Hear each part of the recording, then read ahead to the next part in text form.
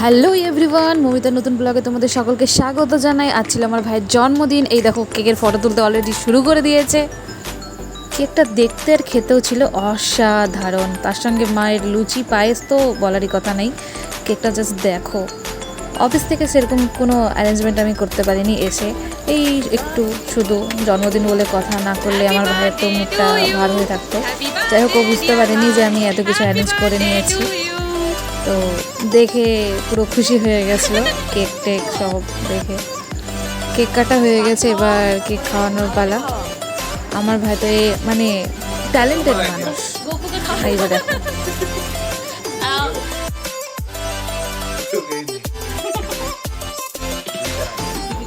বাবা খাইয়ে দিল কেক, মাও খাইয়েছে, আমি কেন বাদ থাকি, আমিও একটু কেটে খাইয়ে দিলাম।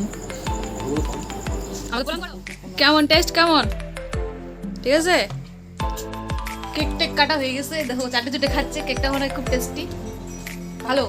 কেকটা ভালো বানাইছে। ভাইয়ের কেক কাটা কমপ্লিট। এবার ভাইয়ের দিদি কেকটা কাটবে। এটাই তো মজা। পায়েস তো জীবনে কেউ কোনোদিনও খাবে না, তাই খাইয়ে দিতে হয়। আমরা বাঙালি, পায়েস তো মাস্ট খেতেই হবে। আমরা এবার ডিনারে বসে গেলাম। ডিনারে সেরকম কিছু ছিল না, শুধু মাটন ছিল আর ওই পায়েসটাই সবাই হাবি জাবি ছিল। বসেন স্যার, আপনার পছন্দ মতন নেন। এদিকে আমাদের পায়েস টাইস সব আছে, নেন আপনার পছন্দ মতন নেন। কি নেবেন না নেবেন আপনারই আজকে ডেট। ঘুরে দেখালে হবে না, আপনাকে খেতে হবে। চিকেন খানে वाला লোক মাটন খান আজকে।